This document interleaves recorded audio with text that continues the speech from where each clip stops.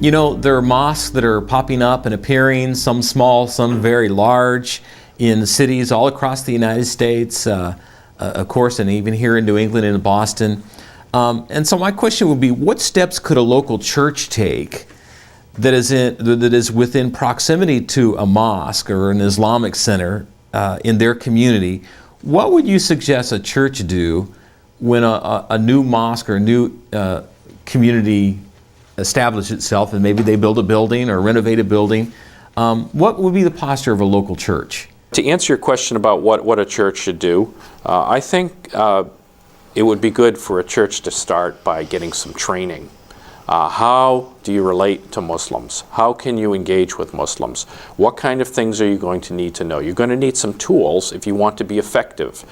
You could go walk across the street. Let's say that the mosque is already there, or it's already beginning. You could walk across the street and introduce yourself and say, I'm Pastor so-and-so, we're from the church down the street, we want to welcome you to the community. We come in the name of Jesus, and Jesus tells us to love our neighbor. You are our neighbor, so we're here. We want you to know that we're here if you ever need anything, and we want to have a good relationship with you. So you could start with some training, walk across the street, and then take it from there. Good. Nathan? Yeah, that's a good question, and lots to think about with regard to this. I think the first thing I would want to maybe highlight, and this is catching a lot of what is being said, but I would want to encourage the church that the presence of mosques is an interesting storyline right now in America, and I think it can play into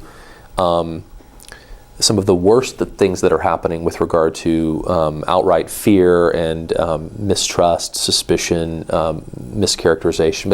It can play into incredible opportunity. So I'd rather see the opportunity side of it. But I would really encourage them to think about a line that's been given to me, which is that you cannot fear what you've chosen to love.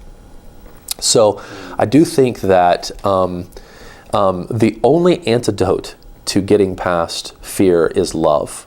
This is a biblical thing. This is a Jesus modeled thing and a biblical thing. And so you cannot fear what you've chosen to love. So I'd say going from that posture to have a posture that is befriending, willing to serve. I love David's impulse, and really, and this is Paul was hitting on this, to be open to learning from this religious community in your midst. So to befriend them, to love them in the way of Christ, and to be open to learning from them. Practically, I think this can take a lot of different ways. I mean, this is what I'm learning, Greg. Because of being a religious professional, you have an incredible opportunity. Pastors and churches have an incredible leadership moment with regard to this, because most imams have this immediate understanding and respect for the pastoral profession. You can't say that about the culture at wide in which we live. So you should use that.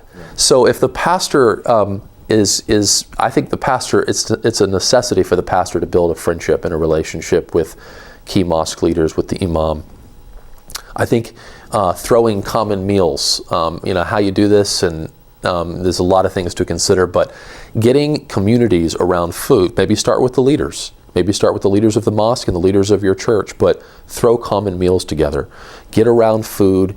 Have the dialogue of life before you get to any sort of dialogue that involves texts, in scriptures or high-level theological dialogue. It will come out. It will come out anyway. But those are some practical things and postures, some practices and some postures. This is the way that I've began, and it's been unsuspecting how good God has been through some of that. Yeah, that's great. Let me just insert a comment, and then we'll go to Paul. In the church church community I'm presently a part of, outside of Boston, there is a mosque just really a few blocks away from our church, and there are actually a number of local congregations that are on this particular road all around this mosque. And I would say the mosque has been there for maybe approaching, between 7 and 10 years or so. And we have taken some steps recently to really reach out to the leaders there and the mosque. And the other day I was driving by on a Sunday afternoon, and I just decided to stop in. And I stopped in, and I'd talked with some of the leaders on the phone, but I had never met the Imam. And I was able to meet him after a prayer time, and we spent together about an hour in his office. And Nathan, exactly what you were said in terms of like religious professionals or clergy. And I was amazed at how quickly this Imam began to open up about his own stress level as a spiritual leader. And and I think there was this common ground, knowing of my as a pastor, as a minister, as a religious leader, and him as a Imam.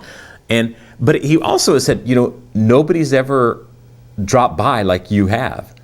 They've been there 10 years, and they've had some engagement with the community or the Christian community, but all these churches around, and all that time, no pastor has ever stopped in and dropped in to just meet with him. And I can't tell you, by the time I got out of his office, he must have thanked me 6 times thank you for stopping in your busy time, but also this opportunity to just hear him unload his burden and his stress, that it was a surprising thing to me. The openness that was there. And so I believe we're on a pathway. I've invited him to come up to our local church with our pastors to have coffee and tea and to begin the relationship, and then we'll take it from there. But Pastor Paul, what advice would you give to a local church? I think local church should not take it as a trait, to build a mosque in their own neighborhood, which many local churches are doing that as a trait. I remember 2 years ago I was offering a seminar on Islam, and then in my class there are 2 ladies only, and one of the ladies, I remember, she works nearby the Roxbury Mosque, and she was telling me that very soon these mosque people, they will win the court case, and they will call the people, through using the loudspeaker, call the people for prayer. So I told that lady, before they call you call them first. So that really touched her heart. And now she is making friendship with many Muslims in that neighborhood, and she has begun already to share the gospel with the Muslims. So we should not take it as a trait.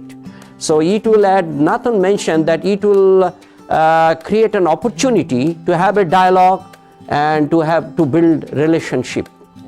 While in Greater Boston, we know many churches are closed down, many church buildings are on sale, but we can learn from them that they are making their own mosque to worship.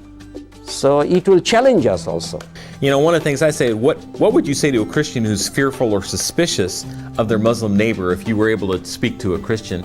Or any closing comment that you might have offered? So we only have a few seconds, but any closing thoughts or words to a Christian like that? I would say, come with me. Meet one of my Muslim friends.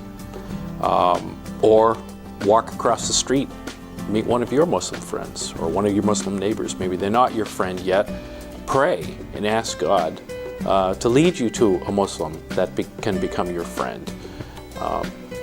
We are God's instruments here in this world, and He wants to use us to bless all the people, including Muslims. If you're watching this video and you say, I just need some help, you're not on your own. Our organizations are willing to assist. Nathan? Yeah, lots to say. The first thing I think I would say is a very individual word, which I said before. You cannot fear what you've chosen to love. And then I would also say a real practical word. I would look at your media choices. We've only got 13 seconds. Shoot. So that's probably. But I think the media discussion is a really important discussion with regard to what we know about Islam, what we hear and see about Islam. I would encourage Christians to read more widely, to turn off the television, certain stations in particular, and to open themselves up in that way. Yeah. Well, I'm sorry we've run out of time.